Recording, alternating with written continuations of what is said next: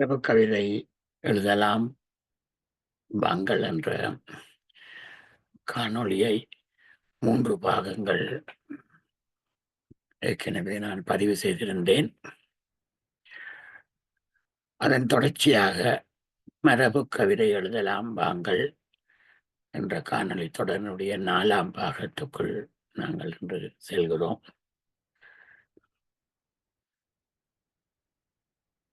நான் அறிந்ததை பகிர்ந்து கொள்ள வேண்டும் என்ற நோக்கில் மட்டும் நான் இந்த பதிவுகளை செய்து வருகிறேன். இந்த நேரத்தில் நான் எனக்கு யாப்பிலக்கணத்தையும் மரபு கவிதைக்கான அறிமுகத்தையும் தந்த என்னுடைய ஆசான்களை நன்றியோடு நினைத்துக் கொள்கின்றேன். பண்டிதர் மாச்சர் அலெக்சாண்டர், கவிநாயகர் வி கந்தவனம், அதைத் தொடர்ந்து மெய்நிகர் வழியாக எனக்கு இன்றைய மரபு கவிதையில் கூட அறிவை புகட்டிய பாட்டரசர் கி பாரதிதாசன், அதே நேரத்தில் எண்ணற்ற நூலாசிரியர்கள், மரபு கவிதை கவிதை மரபு தாங்கிய நூல்கள் எழுதிய நூலாசிரியர்கள் எல்லோருக்கும் நன்றி கூறிக்கொண்டு நான் இன்றைய காணொளிக்குள் பதிவுக்கு செல்கின்றேன்.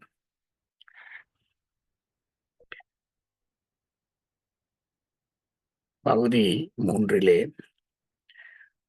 தொடை பற்றி விரிவாக பார்த்தோம்.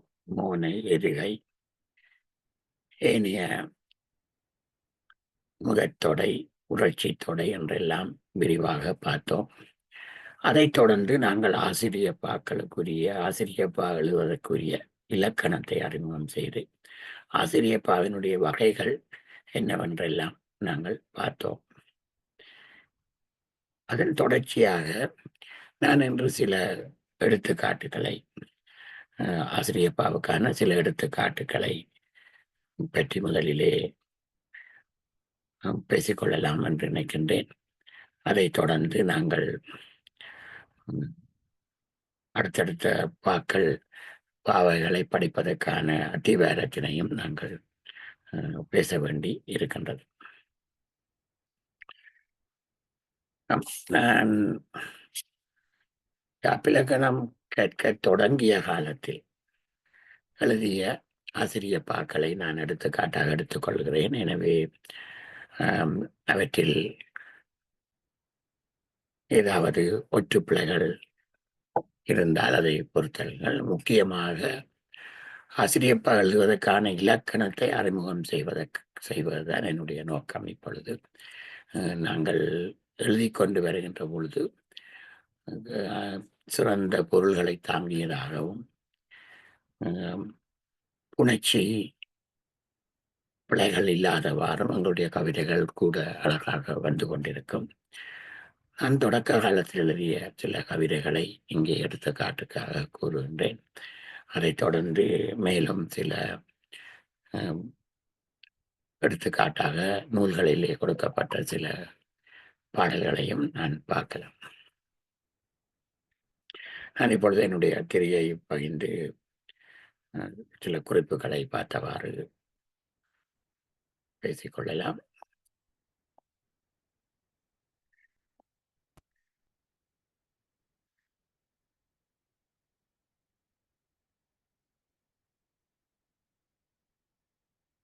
நாங்கள் இப்ப இங்கே ஒரு ஆசிரியப்பா இருக்கிறது. மரபில் பெரியோர், நிலை மண்டில ஆசிரியப்பா.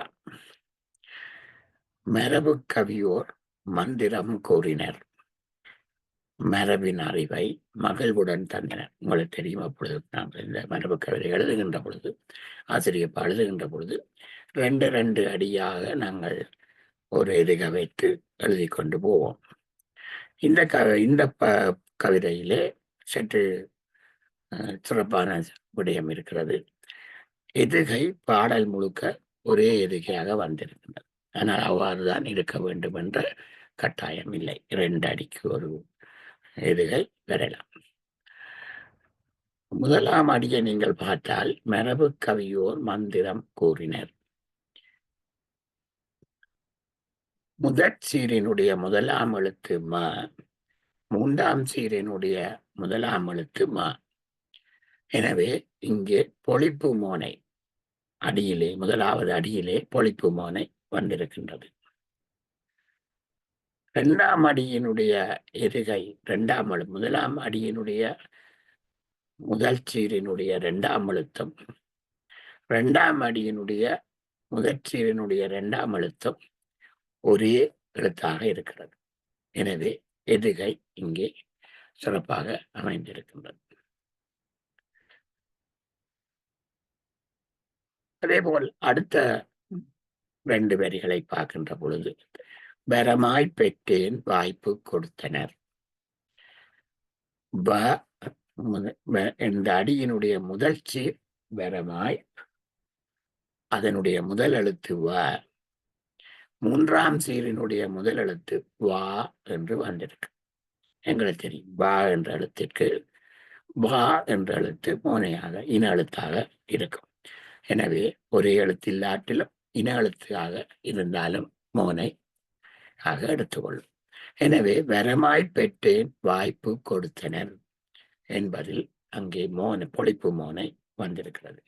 ஒரு முதலாம் சீரினுடைய முதல் எழுத்தும் மூன்றாம் சீரினுடைய முதல் எழுத்தும் ஒன்றாக அல்லது ஒரு இனமாக அமைவது மோனைகளுக்குள்ளே ஒரு சிறப்பான மோனையாகிய பொழிப்பு மோனை.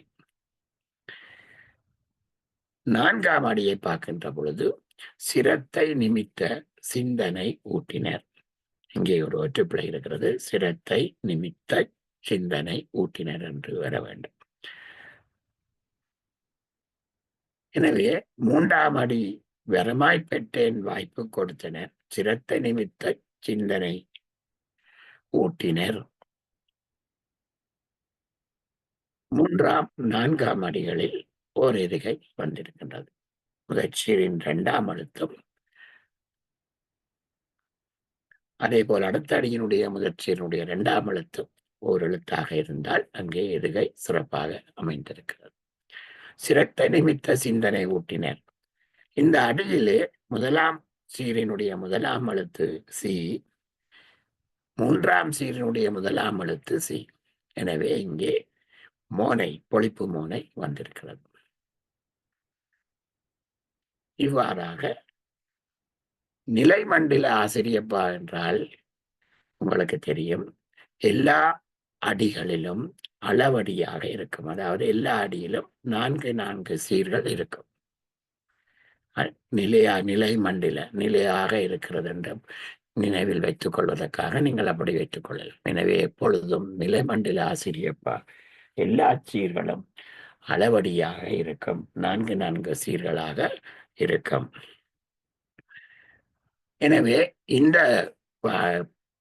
ஆசிரியப்பாவிலே எல்லா அடியையும் நீங்கள் பார்க்கின்ற பொழுது 4 சீர் இருப்பதனால் இது நிலைமண்டல ஆசிரியப்பா 2 அடியாக எதுகை மோனையோடு எழுதப்பட்டு இருக்கிறது. இதே போல தொடர்ந்து நீங்கள் இந்த முழுக்க பார்த்தாலும் இவ்வாறான ஒரு மரபு கவிதையை நீங்கள் இலகுவாக எழுதிவிடலாம். நிலமண்டல ஒரு ஆசிரியப்பாவுக்கான இலக்கணம் என்னவென்று நாங்கள் நேற்று பார்த்தோம். அதாவது கனைச்சீர் தவிர்ந்த எல்லா சீரும் இங்கே வரலாம். அதாவது நாங்கள் இங்கே பயன்படுத்திய ஒவ்வொரு சொற்களையும் பார்க்கின்ற பொழுது அது எங்களுடைய கனிச்சீராக, அதாவது கனிச்சீர் என்றால் உங்களுக்கு தெரியும், தேமாங்கனி, புளிமாங்கனி, கருவிளங்கனி, கூவிளங்கனி என்று வரும். அதாவது மூன்று அசைகளை கொண்டது கனிச்சீர். 3 அசைகள். அசையெல்லாம் பிரித்து பார்க்கின்ற அந்த பகுதியிலே விரிவாக பார்த்திருக்கின்றோம்.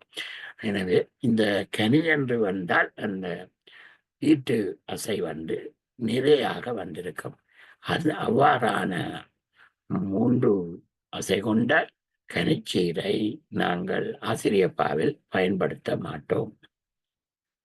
காய்ச்சீரை பாவிக்க முடியுமா என்று கேட்டால் சிறுபான்மையாக பாவிக்கலாம், இலக்கணத்தின்படி பாவிக்கலாம். ஆனால் நாங்கள் காய்ச்சீர் சிறுபான்மையாக இருப்பது சிறப்பு. பாடல் முழுவதும் காய்ச்சீராக வராமல் அங்காங்கே காய்ச்சீர் வரலாம். கூடுதலாக ஆசிரியப்பாவில் 2 அசைகள் கொண்ட ஈரசை சீராக பெரும்பாலும் இருப்பது வழக்கம்.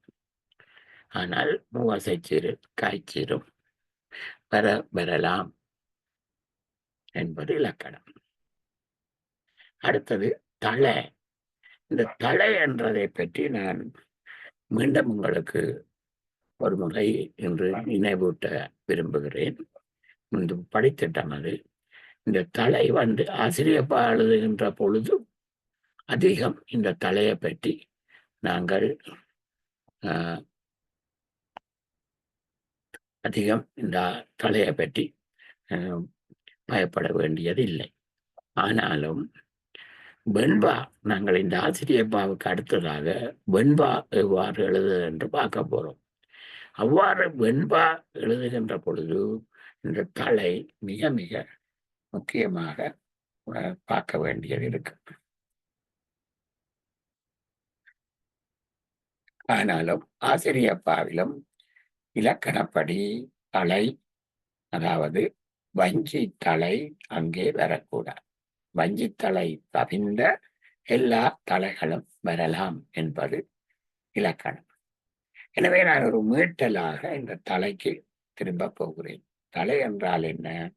சீரோடு சீர் புணரச் செய்து இயற்றும் அடியிலே சீர்களின் இடை நின்று இசை தொடர்ச்சியுற சீர்களை பிணிப்பது தலையாகும். எனவே தலை பார்க்கின்ற பொழுது நின்ற சீர் என்ன என்பதையும் வரும் சீரின் முதல் அசை என்ன என்பதையும், நின்ற சீரினுடைய ஈற்றசை என்ன என்பதையும், வரும் சீரினுடைய முதல் அசை என்ன அசை என்பதையும் கவனத்தில் கொள்ள நாங்கள் எடுத்துக்காட்டு பார்க்கின்றோம். கருங்கால், வேம்பின் என்று 2 சொற்கள் வருகின்றன. 2 சீர் வருகின்றன. சீர் என்றாலும் சொல் என்றாலும் ஒரே விடயம். இந்த கருங்காலை நீங்கள் பார்த்தீர்களானால் இது இந்த இங்கே வரும் நின்ற சீராகவும், வேம்பின் என்பது வரும் சீராகவும் இருக்கும். கருங்கால் என்ற சீரை நீங்கள் பார்க்கின்ற பொழுது அது புளிமா என்ற வாய்பாட்டில் இருக்கிறது. நீங்கள் அசைபிரிச்சு பார்த்தால் இந்த மெய்யெழுத்தை நீங்கள் வெட்டினால் கரு, கால், புளி, மா என்று வருகிறது. இது ஒரு ஈரசை சீர். வேம்பின் அது ஈரசை சீர் தான் என்றால் என்ற மெய்யெழுத்தையும் இன் என்ற மெய்யெழுத்தையும் வெட்டி அசைபிரிச்சால் நேர் நேர் என்று வருகிறது. இங்கே நிறை நேர் என்று வருகிறது. நேர் நேர் என்று வந்தால் அது தேமா, புளிமா, தேமா என்று வருகிறது. இவ்வாறுதான் நாங்கள் தலைகள் பார்ப்போம். இப்ப நாங்கள் எவ்வாறான தலைகள் இருக்கிறது என்றெல்லாம் பார்க்கலாம். பொதுவாக ஒன்றிய தலை, ஒன்றாத தலை என்று கூறுவது எது என்றால், நின்ற சீரினுடைய இறுதி அசையும் வரும் சீரினுடைய முதல் அசையும் ஒரே அசையாக அமைந்து இணைந்தால் அது ஒன்றிய தலை. அதாவது இங்கே நாங்கள் பார்த்தால் இங்கேயும் இறுதியிலே நேர் என்று வந்திருக்கிறது.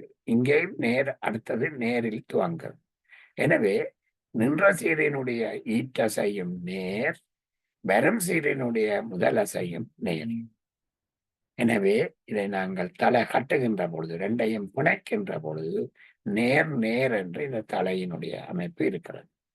எனவே இவ்வாறு ஒரே விதமான அசையாக இருந்தால் ஒன்றிய தலை என்று நாங்கள் கூறுவோம். இங்கே நேர் இங்கே நிறை வந்தால், இங்கே நிறை அல்லது நேர் வந்தால் அது ஒன்றாத தலை என்று கூறுவோம். எனவே ஒன்றிய தலை, ஒன்றாத தலை என்று இருக்கிறது. சரி, அடுத்தது தலையின்ற வகைகள் எல்லாவற்றையும் நாங்கள் முன்பே பார்த்திருக்கின்றோம். நேரொன்றிய ஆசிரியர் தலை, நிறையொன்றிய ஆசிரியர் தலை. அதாவது ஆசிரியப்பாக்களில் இந்த ஈரசை சீர்கள் வருகின்ற பொழுது இந்த நேர் பின் நேரும், நிறை பின் நிறையும் நேரும் இவ்வாறு வருகின்ற இல்லாட்டி நிறைக்கு அடுத்தது நிறை என்று இவ்வாறெல்லாம் வருகின்ற தலைகள் ஆசிரியப்பால் கூடுதலான ஈரசை கொண்ட சொற்களுக்கு இடையிலே நாங்கள் தலைகளை பார்க்கின்ற பொழுது அது ஒன்றில் நேரொன்றிய ஆசிரியர் தலையாக இருக்கலாம், நிறையொன்றிய ஆசிரியர் தலையாக இருக்கலாம், அல்லாது நாங்கள் ஒன்றாத தலையாகவும் இருக்கலாம். எனவே தலையின் வகைகள் நேரொன்றிய, நிறை ஒன்றிய ஆசிரியர் தலை, வெண்சீர் வெண்டலை, இயற்சீர் வெண்டலை, ஒன்றிய வஞ்சித்தலை, ஒன்றாத வஞ்சித்தலை, கலித்தலை எல்லாம் இருக்கிறது. ஆனா ஆசிரியப்பாவினுடைய இலக்கணத்தின் படி இந்த வஞ்சித்தலை இங்க ஆசிரியப்பாவில் வரக்கூடாது. ஏனைய தலைகள் எல்லாம் வரலாம் என்பது விதி. எனவே ஆசிரியப்பாவில் உங்களுக்கு ஒரு ஈரசச்சீர் வந்து அங்காலே நேர் வந்து நிறைவேறலாம், நிறை வந்து நிறைவேறலாம், அல்லது நேர் வந்து நிறைவேற என்று எல்லா விதமான ஈரசச்சீர்கள் சொல்லுகள் போடுகின்ற பொழுது நீங்கள் தலை பார்க்க வேண்டிய அவசியமே, தேவையே அங்கே இல்லாமல் இருக்கு. அதே போல் நீங்கள் காய்ச்சீர் போட்டால் என்ன நடக்கும்? காய்ச்சீருக்கு பின்பு நேர் வந்தால் அது வெண்சீர் வெண்டலை என்று கூறுவார்கள். இது வெண்பாவில் அதிகமாக பயன்படுத்தப்படும். ஆனால் காய்ச்சி சிறுபான்மையாக ஆசிரியப்பாவிலும் பெறலாம்.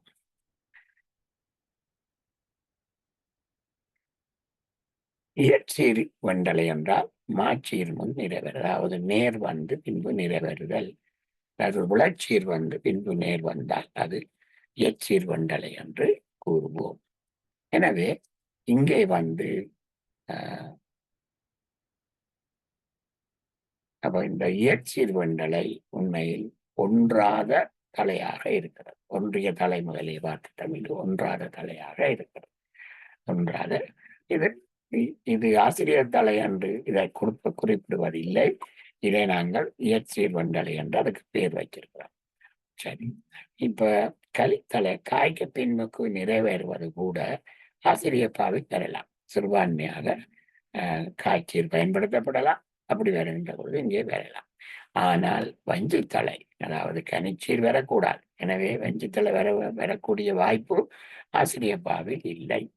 எனவே நான் மீட்டலாக இந்த தலையை பற்றி இங்கே மீண்டும் கதைத்திருக்கிறேன். ஏனென்றால் நாங்கள் ஆசிரியப்பாவுக்கு பின்பு வெண்பா படிக்கின்ற பொழுது மிகவும் நுட்பமாக இந்த தலை கட்டி பார்க்க வேண்டும். அசைபிரிச்சு பின்பு தலை கட்டி பார்க்க வேண்டிய தேவை இருக்கிறது. அதனால் இந்த தலை பற்றி நான் மீட்டலாக மீண்டும் இங்கே இன்றைக்கு பேசிக்கொண்டேன். சரி, நாங்கள் ஒரு பயிற்சிக்காக எங்களுடைய ஆசிரியப்பாவில் நாங்கள் அதிகம் அதை பற்றி பார்க்க தேவையில்லை என்று நான் கூறியிருந்தாலும் எவ்வாறு இங்கே தலை இருக்கிறது என்று நாங்கள் பார்த்து கொள்ளலாம். இப்ப நாங்கள் இதுவரை நாங்கள் எடுத்துக்காட்டாக எடுத்துக்கொண்ட இந்த கவிதையை பாருங்கள். மரபு கவியோர் மந்திரம் கூறினர். இந்த ஓரிரு அடிகளை எடுத்து நாங்கள் தலையை பார்ப்போம். இங்கே முதல் அடியிலே மரபுக், இங்கே மெய்யெழுத்தை பற்றி நாங்கள் அசைபிரிச்சு பார்த்தால் மரபு நிறை நேர், இது நிறை நேர் எல்லாமே இரசச்சீர் சொற்கள். அப்ப இங்க வந்து நேர் நிறை என்று வருகிறது, நேர் நிறை என்று வருகிறது. எனவே இதெல்லாம் ஆசிரியர் தலைகளில் நாங்கள் பார்த்த இதுக்குள்ள வந்துட்டு இங்கே வந்து நிறை நேர் என்று வந்திருக்கிறது. அதுதான் நாங்கள் இங்கே ஒன்றாத ஆசிரியர் தலையாக ஒன்றாத தலையாக இருக்குது. இயற்சீர் வெண்டலை என்று நாங்கள் சொல்லுவோம். ஓகே, ஏனென்றால் இங்கே மா வந்து இங்கே விளம் வந்துடுது. எனவே இவ்வாறு நாங்கள் அடிக்கடி ஒவ்வொரு அடியடியாக தலை பார்க்க முடியும். ஆனால் நாங்கள் அதை அதிகம் பார்க்க வேண்டிய தேவை ஏனில்லை என்று சொன்னால் கனிச்சீரை தவிர்த்து நீங்கள் ஆசிரியப்பா எழுதுகின்ற பொழுது அங்கே வருகின்ற தலைகள் எவ்வாறு இருந்தாலும் அது இலக்கணத்துக்கு உட்பட்டதாக இருக்கணும். அங்கே வஞ்சித்தலை பெற வேண்டிய சூழல் இருக்காது. அதனால் தான் ஆசிரியப்பா எழுதுகின்ற போது தலைகள் பற்றி நீங்கள் அதிகம் கவலைப்பட வேண்டியதில்லை. நீங்கள் எதை பற்றி கவனமாக இருக்க வேண்டும்? ஆசிரியப்பாகக்கூடிய இலக்கணமாகிய கனிச்சீர் வராமல் பார்த்து கொள்ள வேண்டும். காய்ச்சீர் சிறுபான்மையாக வரக்கூடிய பார்த்து கொள்ள வேண்டும். மோனை ஒவ்வொரு அடியிலும் இருக்க வேண்டும். எதுகை 2 அடிக்கு ஒரு முறை இருக்க வேண்டும். இவ்வளவு விடயங்களையும் மனதிலே வைத்துக்கொண்டு நீங்கள் எழுதலாம். அதே நேரத்திலே எல்லா ஆசிரியப்பாவினுடைய ஈட்டடி ஏகாரத்தில் முடியும். வாழ்கவே என்று முடிந்திருக்கிறது. ஏகாரத்தில் முடிய வேண்டும். நிலைமண்டல ஆசிரியப்பாவில் எல்லா அடியும் 4 சீர் கொண்டதாக, அளவடி கொண்டதாக, 4 சீர் உள்ள ஒரு அடியை அளவடி என்று நாங்கள் கூறுவோம். அளவடியாக இருக்க வேண்டும் என்று பார்க்கிறோம். உங்களுக்கு தெரியும் ஆசிரியப்பாவில என்னென்ன வகையான ஆசிரியப்பா இருக்கு? நிலமண்டல ஆசிரியப்பா, நேர் இசை ஆசிரியப்பா, இணைக்குரல் ஆசிரியப்பா, மறி மண்டில ஆசிரியப்பா என்று 4 வகை இருக்கிறது. என்னும் ஒரு எடுத்துக்காட்டு இங்கே இருக்கிறது. தொடக்க காலத்தில் நான் எழுதிய கவிதைகள் நிலை மண்டில ஆசிரியப்பா இதுவும். எனவே எல்லாம் 4 அடியில வருகிறது. ஒரு குழந்தை மழலை பிள்ளைகளுக்காக எழுதுகிற ஒரு பாடல் போல, சிறுவர் பாடல் போல இது இருக்கிறது.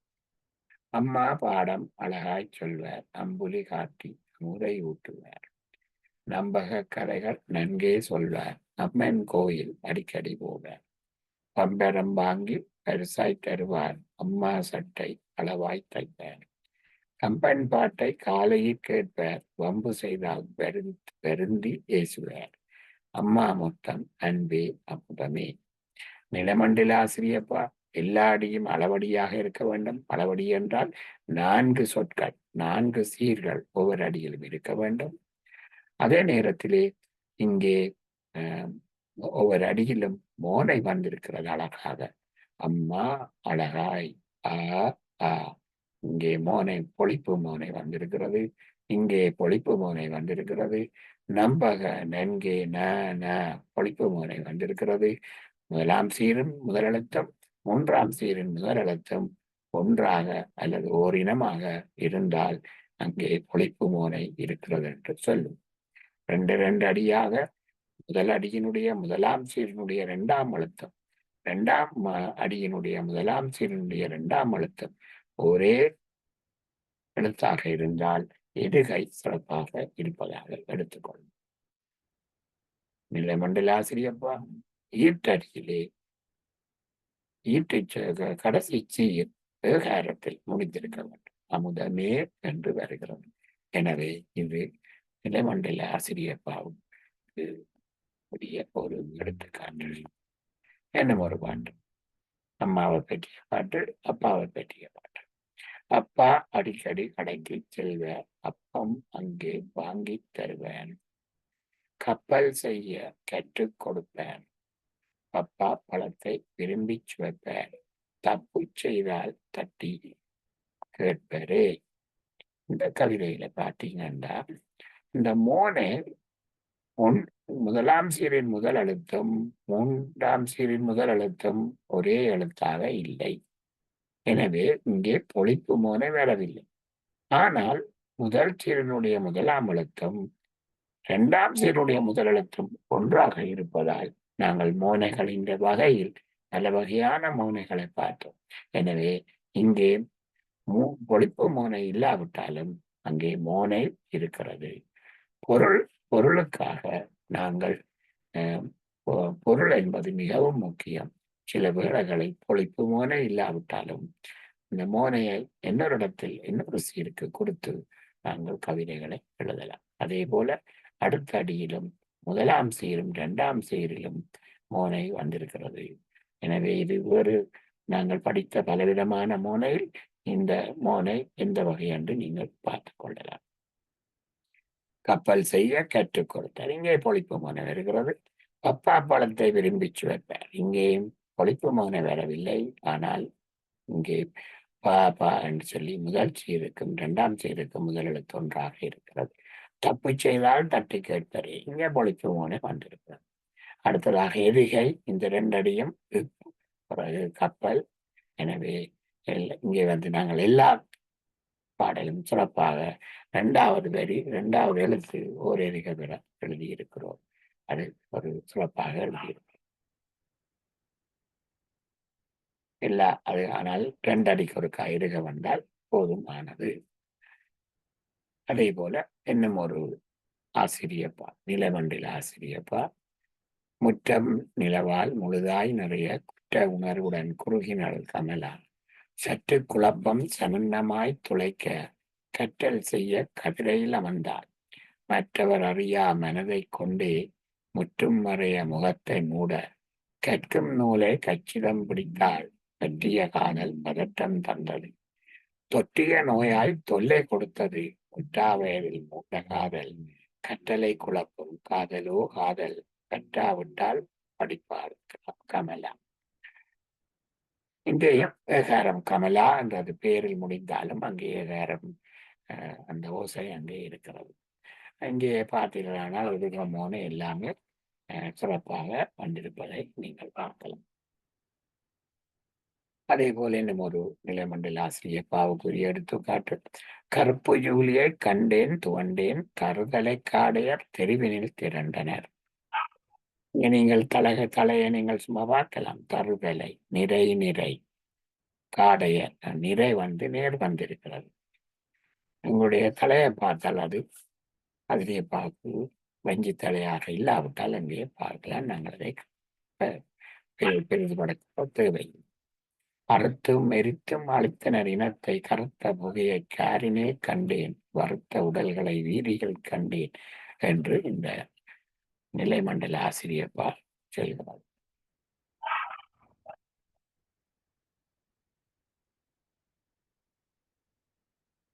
என்னும் ஒரு நிலைமண்டல ஆசிரியப்பா. எங்கள் வீட்டில் எழிலாய் பூங்காய் உங்கள் கண்ணை உறுத்தும் பூக்கள் சங்கு வடிவில் சித்திர பூக்கள் அங்கே இருக்கும் அருமை கொடிகளில் பங்கமில் நிறங்களில் பற்பல பூக்கள் என்று.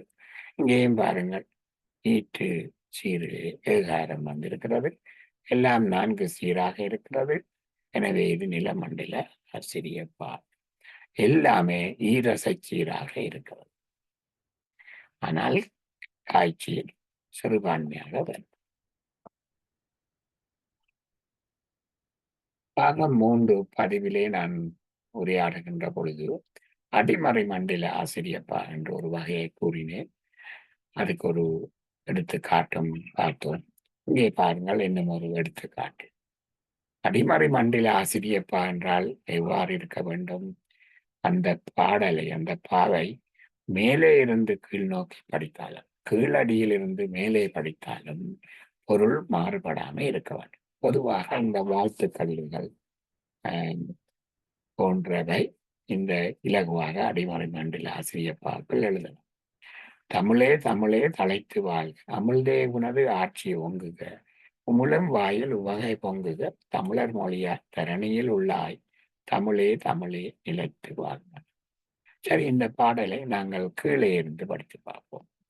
இந்த ஆசிரியர் பாவை கீழே இருந்து படித்து பார்த்தால் தமிழே தமிழே நிலைத்து வாழ்க தமிழர் மொழியாய் தரணியில் உள்ளாய் உமுளும் வாயில் உவகை பொங்குக தமிழர் மொழியாய் தரணியில் உள்ளாய்.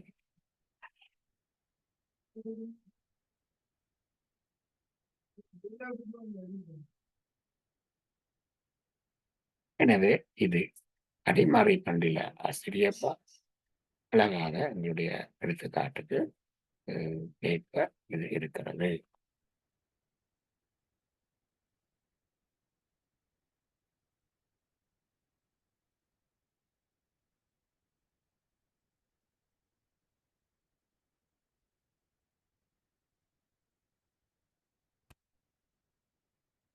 எனவே அடிமறை மண்டல ஆசிரியப்பா இவ்வாறாக நீங்கள் எழுதி கொள்ளலாம்.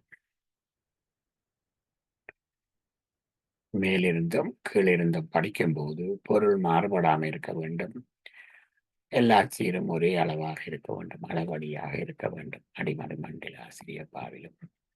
இப்பொழுது நாங்கள் இணைக்குரல் ஆசிரியப்பா என்று ஒன்று பார்த்தோம். அதற்கு எடுத்துக்காட்டு நாங்கள் பார்க்கவில்லை. இப்பொழுது நான் ஒரு எடுத்துக்காட்டை இங்கே பார்க்கின்றேன். இது நான் எழுதிய கவிதை அல்ல, நூல்களில் இருந்து எடுத்த ஒரு கவிதை.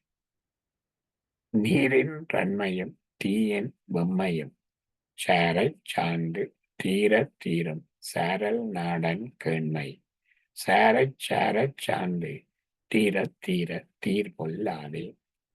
இதை பார்த்தீர்களானால் என்ன இணைக்குரல் ஆசிரியர் பாவுக்கான வரவிலக்கணம்?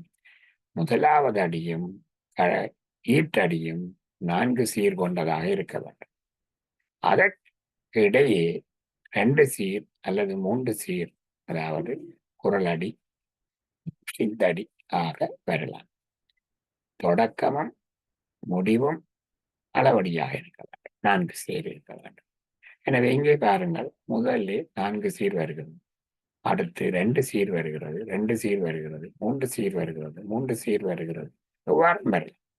முதலும் ஈட்டடியும் 4 சீர் இருந்து இடையிலே 2 சீர் 3 சீர் உள்ள சீர்கள் எத்தனை எண்ணிக்கையிலும் மாறி ஒழுங்கு மாறி எவ்வாறு என்றாலும் வரலாம்.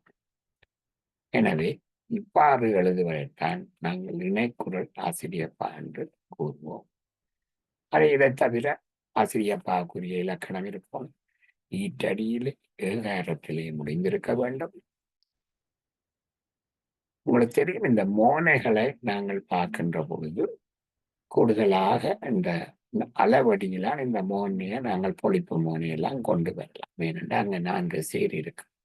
இந்த குரலடியிலே நாங்கள் இயன்ற அளவுக்கு அந்த 2 சீருக்குள்ளே மோனை வரக்கூடியதாக, ஒரே எழுத்தில் தொடங்கக்கூடியதாக, இல்லை ஒரு இடத்தில் எழுதக்கூடியதாக முயற்சிக்கலாம். ஆனால் அது கட்டாயம் ஒன்று இல்லை. இங்கே மூன்றாவது இந்த சாரல் நாடன் கேள்வியை பார்த்தீங்கன்னா அங்க மோனை வரவில்லை. ஆனால் அடுத்ததிலே முற்றுமோனை. முற்றுமோனை என்றால் எல்லா சீர்களும் முதலெழுத்து ஒன்றாக அல்ல ஓரினமாக இருத்தல். அது மிகவும் சிறப்பாக இருக்கும். சார சார்ந்து அந்த ஓசையிலே உங்களுக்கு தெரியும் அதனுடைய மகிமை. எனவே இது முற்றுமோனைய வந்திருக்கிறது. இங்கே மோனை வரவில்லை, இங்கே வந்திருக்கிறது, இங்கே வந்திருக்கிறது, இங்கே பொழிப்பு மோனை வந்திருக்கிறது, இங்கே பொழிப்பு மோனை வந்திருக்கிறது. இங்கேயும் 3 சீர்கள் ஒரே எழுத்து வருகிறது. எனவே எதுகை இங்கேயும் நீரின் சார தீர ஓரினமாக எதுகை இருக்கிறது. எதுகையும் சரியாக இருக்கு. எனவே இணைக்குரல் ஆசிரியப்பாவை நீங்கள் இது போன்ற இந்த எடுத்துக்காட்டு போன்று எழுதி கொள்ளலாம். இன்னும் ஒரு அடிமறை மண்டில ஆசிரியப்பாவுக்கு நூல் ஒன்றிலே இருந்து புலவர் குழந்தையினுடைய நூலிலே இருந்து எடுத்துக்கொண்ட ஒரு எடுத்துக்காட்டை பார்க்கலாம். தாய்மொழி வளர்த்தல் தமிழர் கடனே, வாய்மொழி புறத்தல் மற்றவர் கடனே, காய்மொழி தவித்தல் கற்றவர் கடனே, ஆய்மொழி உரைத்தல் அறிஞர்தான் கடனே. இதை நீங்கள் கீழே இருந்து படிக்கிறார். ஆய்மொழி உரைத்தல் அறிஞர்தான் கடனே, காய்மொழி தவித்தல் கற்றவர் கடனே. பொருள் மாறுபடாது. எனவே இவ்வாறு கவிதை எழுதினால் மேலிருந்து கீழே படிக்கின்ற பொழுது, கீழே இருந்து மேலே படிக்கின்ற பொழுது அந்த கவிதையினுடைய பொருள் மாறுபடாமல் இருக்குமானால் அது அடிமறை மண்டில ஆசிரியப்பா என்ற வகைக்கு கொள்ளலாம். இங்கேயும் நீங்கள் உங்களுடைய இதை பார்க்கலாம். இந்த ஆசிரியப்பாவில் நீங்கள் ஒரு விடயத்தை கவனித்து பாருங்கள். இதுவரையிலும் நாங்கள் கூட ஈரசை சீர் கொண்ட ஆசிரியப்பாவை பார்த்தோம். ஆனால் இங்கே இந்த தமிழர் என்ற சொல்லை எடுத்து பாருங்க. இந்த சீரை உங்கள் அசைபிரிச்சு பார்த்தால் தமி என்ற குரிலுக்கு பின்னால் அது குரிலை சேர்த்து நிற்கும். இன்றும் இங்கும் வெட்டுப்பட்டோம். அப்ப இது ஒன்று நிறை நேர் நேர் என்று 3 அசையிலே இந்த சீர் மூவசை சீர். மூவசை சீர் என்றால் என்ன? இது உண்மையில் காய்ச்சீர். இதுக்கு என்ன வாய்ப்பாடு? புளி மாங்காய், புளி மாங்காய். இது காட்சீராக இருக்கிறது. பின்னுக்கு நிறை வருகிறது. உண்மையிலே காட்சீருக்கு பின்னுக்கு நிறை வந்தால் இது உண்மையிலே கலித்தலை. இது கலித்தலை. ஆனால் ஆசிரியப்பாவில் கலித்தலை வரலாமோ? வரலாம். வஞ்சி தலை மட்டுமே வர முடியாது. கனிச்சீர் வராவிட்டால் நீங்கள் தலையை பற்றி யோசிக்கவே தேவையில்லை. ஆசிரியப்பாவில் இது ஒரு காட்சி வந்திருக்கிறது. அதே போல் இங்கே ஒரு காட்சி அறிஞர் இது ஒரு காட்சி. அறிஞ புலி மாங்காய். எனவே இந்த பாவிலே 2 இடங்களில் காய்ச்சீர் வந்திருக்கிறது. மற்றது எல்லாம் ஈரசைச்சீர். 2 இடத்தில் மட்டும். எனவே சிறுபான்மையாக காய்ச்சீர் வந்திருப்பதாக எடுத்துக்கொள்ளலாம். காய்ச்சீர் வரலாம், தனிச்சீர் வரக்கூடாது. கலித்தலை, ஆசிரியர் தலை, வெண்பாவுக்கு வர்ற தலை, அதாவது இயற்சீர் வெண்டலை, வன்சீர் வெண்டலை, ஆசிரியர் தலைகள், ஒன்றிய தலை, ஒன்றா தலை எல்லாமே வரலாம். கலித்தலை கூட வரலாம். ஆனால் வஞ்சித்தலை பெறக்கூடாது ஆசிரியர் பாவில், அதாவது கனிச்சீர் பெறக்கூடாது. எனவே இந்த அடிமறை மண்டில் ஆசிரியப்பாவில் எல்லா அடியும் அளவடியாக வந்து எந்த அடியை முதலில் வெற்றி பொருள் கொண்டாலும் பொருள் மாறாமல் இருப்பதனால் இந்த பாவை நாங்கள் அடிமறை மண்டில ஆசிரியப்பாவுக்கு எடுத்துக்காட்டென்று எடுத்துக்கொள்ளலாம். எனவே நாங்கள் இன்று எல்லா விதமான ஆசிரியப்பாக்களை பார்த்தோம், எடுத்துக்காட்டுகளை எடுத்து பார்த்தோம். நேற்று அதற்குரிய இலக்கணம் கொடுத்து சில பாட்டைகளை பார்த்தோம். எனவே உங்களுக்கு ஆசிரியப்பாய் மரபு கவிதைகள் ஆசிரியப்பாவில் எழுதுவதில் எந்த விதமான இடைஞ்சலும் இருக்காது. ஆசிரியப்பாவை அகவல் ஓசை கொண்ட பாக்கள் என்று நாங்கள் கூறுவோம். சங்ககால இலக்கியங்களில் கூட ஆசிரியப்பாக்கள் நிறைந்த அளவில் பயன்படுத்தப்பட்டு வந்திருக்கிறது. மிகவும் இலகுவாக, மிகவும் விரைவாக நாங்கள் ஒரு கவிதையை எழுதக்கூடிய ஆசிரியப்பாவை எழுதக்கூடியதாக இருக்கும். எனவே இந்த என்னுடைய 4 காணொளியையும் நீங்கள் பார்க்கின்ற பொழுது உண்மையில் 3 பாட்டாலே ஆசிரியப்பாவை எழுத முடியும். மேலும் உங்களுக்கு ஒரு கூட இதை கொடுப்பதற்காக எடுத்துக்காட்டுகளை எடுத்து இந்த 4 காணொளியிலும் நீங்கள் யாப்பிலக்கணத்தில் வருகின்ற அடிப்படை இலக்கணத்தை முழுதாக அறிந்து கொள்வீங்கள். அதே நேரத்தில் ஆசிரியப்பா வடிவிலே உள்ள மரபு கவிதைகளை நீங்கள் எல்லோரும் பார்க்கின்ற எல்லோரும் எழுதக்கூடியதாக இருக்கும்.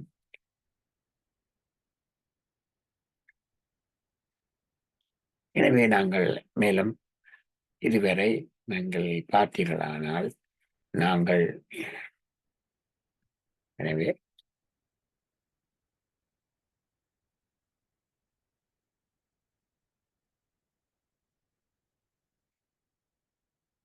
ஒரு மீட்டலாக நாங்கள் பார்க்கலாம். எனவே இந்த பொது கவிதை எழுதுகிறார்கள், மரபு கவிதை எழுதுகிறார்கள். இந்த 2மே அற்புதமான வடிவம். ஒன்றோடு ஒன்று இது கூட்டியது இது குறைந்தது என்று சொல்ல முடியாத அளவுக்கு சிறப்பு புது கவிதைக்கும் இருக்கிறது, மரபு கவிதைக்கும் இருக்கிறது. அவைக்குரிய விடயங்களை கவனமாக எடுத்து எழுதுகின்ற பொழுது 2 கவிதையும் நல்ல இடத்தில் வைத்து போற்றப்படும். ஆனாலும் சங்ககால இலக்கியங்களில் எங்களுடைய முன்னோர்கள் நிறைந்த அளவில் இந்த மரபு கவிதையை எழுதி வந்ததன் காரணத்தால் நாங்கள் மரபு கவிதையும் அறிந்தவர்களாக இருக்க வேண்டும் என்ற எண்ணத்தில் நாங்கள் எல்லோரும் நாங்கள் இந்த மரபு கவிதையை கற்க முனைகின்றோம். அவ்வாறு முனைகின்றவர்களுக்கு ஆசிரியர்கள் மூலமும் பல நூல்கள் மூலமும் நான் கற்று அறிந்ததை மற்றவர்களுடன் அடுத்த சந்ததியினருக்கும் அல்லது மரபு கவிதையை எழுத கற்றுக்கொள்ள விரும்புகின்றவர்களுக்கு இந்த காணொளி பயனுள்ளதாக இருக்கும் என்ற எண்ணத்தோடு நான் இந்த காணொளியை பதிவு செய்து வருகிறேன். மேலும் பல இடங்களில் பல ஆசிரியர்களால் மரபு கவிதை வகுப்புகளாக மெய்நிகர் வழியாகவும் நேரடி வகுப்பாகவும் கற்பிக்கப்பட்டு வருகிறது. பல நூல்களும் இருக்கின்றன. நாங்கள் இந்த மரபு கவிதையினுடைய நாங்கள் இதுவரை பார்த்த விடயங்களை ஒரு மீட்டலாக அதாவது சுருக்கமாக நான் இப்பொழுது பேசி உரையாடி கொண்டால் நன்றாக இருக்கும் என்று எண்ணுகின்றேன். எனவே யாப்பிலக்கணம் என்றால் என்ன? செய்யுள் அமைப்பதற்குரிய விதிகளை கூறுகின்ற இயல் யாப்பியல். அதுக்குரிய செய்யுளை யாப்பதற்குரிய மொழியினுடைய அமைப்பை கூறுகின்ற இலக்கணம் யாப்பிலக்கணம் என்று கூறப்படுகிறது. இந்த யாப்புக்கு பல பெயர்கள் இருக்கிறது. பாட்டு, தூக்கு, செய்யுள், தொடர்பு என்று. யாப்பிலக்கணம் என்று சொல்லுகின்ற பொழுது அது செய்யுள் உறுப்புகள், பாக்கள், பாவினங்கள் இவை எல்லாவற்றை பற்றியும் எடுத்து கூறுகிறது. நாங்கள் யாப்பிலக்கண அடிப்படையான யாப்பிலக்கணம் கூறுகின்ற இலக்கண நூல்களை என்று பார்க்கின்ற பொழுது முக்கியமாக 2 நூல்களை நாங்கள் குறிப்பிடலாம். ஒன்று யாப்பெருங்கலம், அடுத்தது யாப்பெருங்கலங்காரிகை, கலக்காரிகை. இந்த 2மே அமிர்தசாகரால் எழுதப்பட்டது. இதன் பின் வேறு பல அறிஞர்களும் யாப்பிலக்கண நூல்கள் எழுதி வருகின்றார்கள். இந்த செய்யுளுக்கான இலக்கணம் என்று பார்க்கின்ற பொழுது அங்கே உறுப்பியல், செய்யுளியல், ஒளிபியல் என்று 3 பிரிவுகள் இருக்கிறது. இந்த ஒளிபியல் என்பதை பற்றி நாங்கள் இப்போதைக்கு அதிகம் உரையாட மாட்டோம், பின்பு பார்த்துக் கொள்வோம். செய்யுளுடைய உறுப்புகள் என்று பார்க்கின்ற பொழுது அதை உறுப்பியல் என்று கூட கூறலாம். எழுத்து, அசை, சீர், தலை, அடி, திட்டை இந்த 6ம் செய்யுளுடைய உறுப்புகளாக இருக்கிறது. எழுத்து என்கிற பொழுது நாங்கள் குறில் எழுத்து என்ன, நெழில் எழுத்து என்ன, மெய் எழுத்து என்ன என்று இந்த எழுத்துக்களை எல்லாம் இந்த 247 எழுத்துக்கள் எவ்வாறு எவ்வாறு 247 எழுத்துக்கள் வந்திருக்கின்றன என்ற விடயங்கள் எல்லாம் நாங்கள் பார்த்தோம். அதன் பின்பு அதாவது ஒவ்வொரு சொல்லையும் ஒவ்வொரு சீரையும் நாங்கள் அது ஓரசை சீரா, ஈரசை சீரா, மூவசை சீரா அல்லது அந்த அசை பிரித்து பார்க்கின்ற பொழுது அங்கே ஈரசை சீர் நிறை நேர் என்று வருகிறதா, நேர் நிறை என்று வருகிறதா என்று. மேலும் பல வாய்ப்பாடுகளை நாங்கள் படித்தோம். அதாவது நாங்கள் வாய்ப்பாடுகள் என்று வருகின்ற பொழுது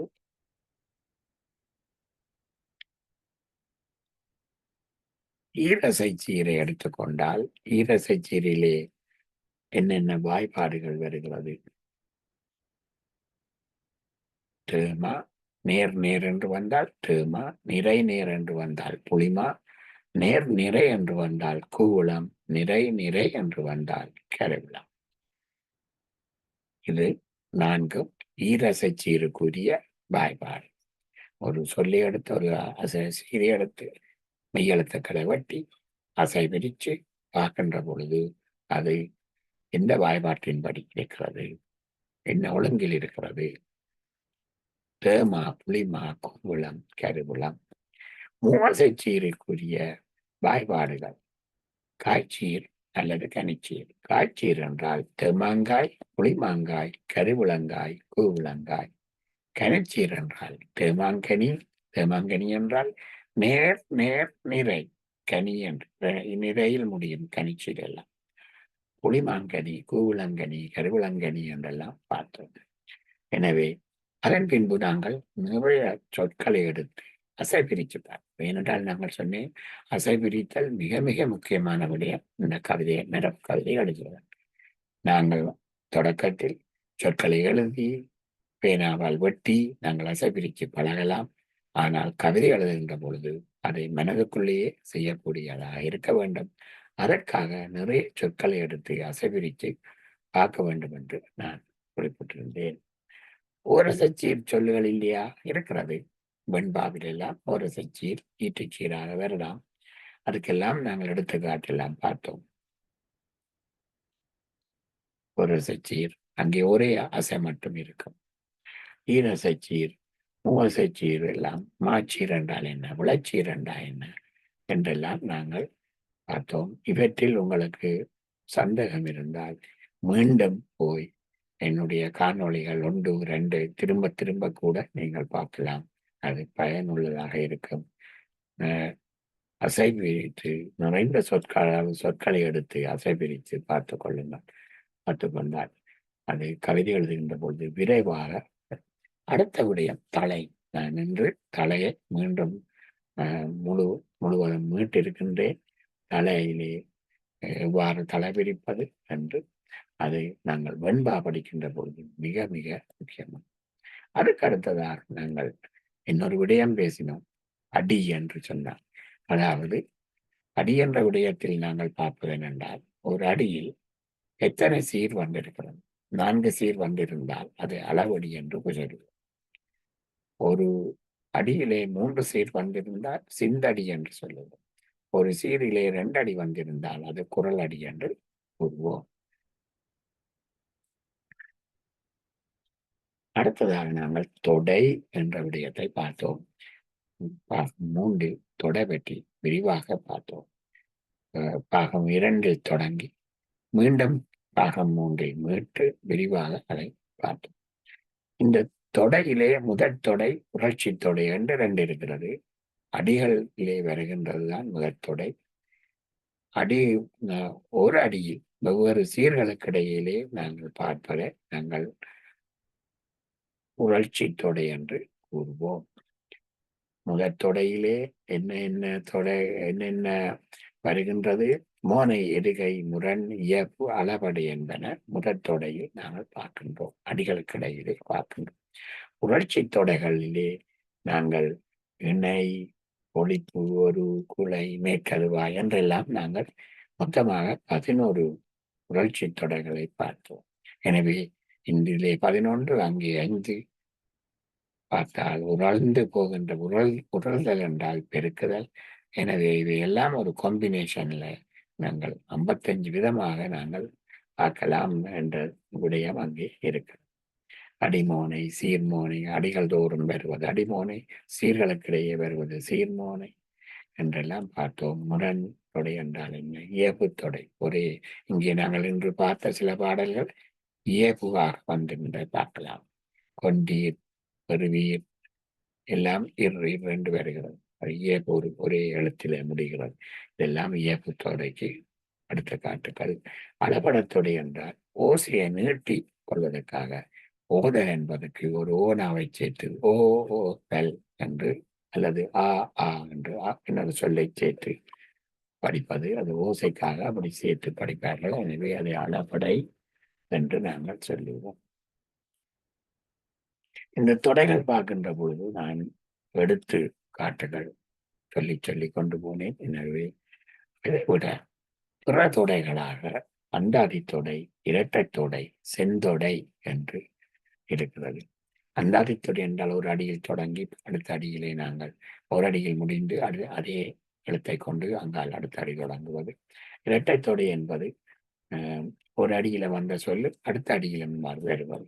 செந்தொடை என்றால் செந்தொடையை ஒரு இந்த மோனை எதுகை ஒன்றும் இல்லாமல் நல்ல ஆனால் ஒரு அகவச் சீரிலே வரத்தக்கதை ஆசிரியப்பா எழுதினால் அது செந்தொடை என்று நாங்கள் சொல்லுவோம். இவ்வாறாக நாங்கள் பார்ப்போம். ஆசிரியப்பா எப்பயும் அகவல் ஓசை கொண்டது.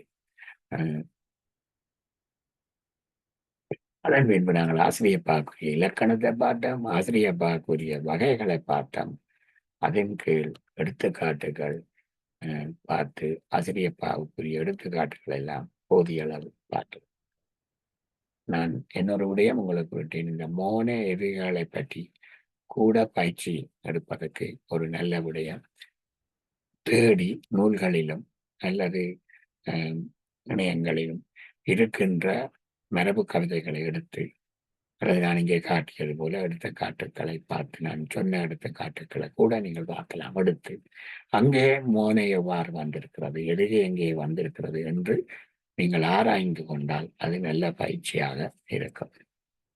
எனவே இதுவரையில் நான் உங்களுக்கு யாப்பிலக்கணத்தினுடைய அடிப்படை விடயங்களையும் யாப்பிலக்கணம் பற்றிய மரபு கவிதை எழுதுவதற்கு வேண்டிய அடிப்படையான இலக்கணங்களை கூறி அதே நேரத்தில் ஆசிரியப்பாவுக்கு எடுத்துக்காட்டுகளுடன் இலக்கணங்களை கூறி வகைகளை கூறி விரிவாக. எனவே இந்த 4 காணொளியையும் பார்த்த எவரும் இலகுவாக ஆசிரியப்பா வடிவிலே மரபு கவிதைகளை எழுதலாம். அதில் எந்தவித இடைஞ்சலும் இருக்காது என்பது. ஆனால் உங்கள் கவிதைகளை சிறப்பான கவிதைகளாக வருவதற்கு நல்ல பொருள் கொண்ட நல்ல சொற்கள் ஓசை உள்ள இந்த ஓசை மிக்கதாக, சந்தம் மிக்கதாக நீங்கள் கவிதைகள் எழுதுகின்ற பொழுது அந்த கவிதைகள் மேலும் நல்ல கவிதைகளாக போற்றம். எனவே ஆசிரியப்பாவை கூட நீங்கள் விரைவாக எழுத முடியும். அங்கே நல்ல பொருளோடு நல்ல சந்தத்தோடு ஆசிரியப்பாக்களை எழுதினீர்களானால் அது படிக்கின்ற பொழுது சிறப்பாக இருக்கும் என்று கூறி இந்த 4வது காணொளியை நான் நிறைவு செய்கிறேன். மரபு கவிதைகள் கேட்கலாம் வாங்கள் என்ற படிக்கலாம் வாங்கள் என்ற இந்த தொடர் இன்று 4வது பாகத்துக்கு வந்திருக்கின்றோம். மேலும் தொடர்ந்து இந்த யாப்பிலக்கம் மரபு கவிதை எழுதுவதற்கான ஏனைய விடயங்களையும் நாங்கள் உரையாடலாம் என்று நம்புகின்றேன். இந்த காணொளிகளை கேட்டு பயனடையுங்கள் என்று கூறி என்னுடைய காணொளியை இன்று நிறைவு செய்கின்றேன். நன்றி, வணக்கம்.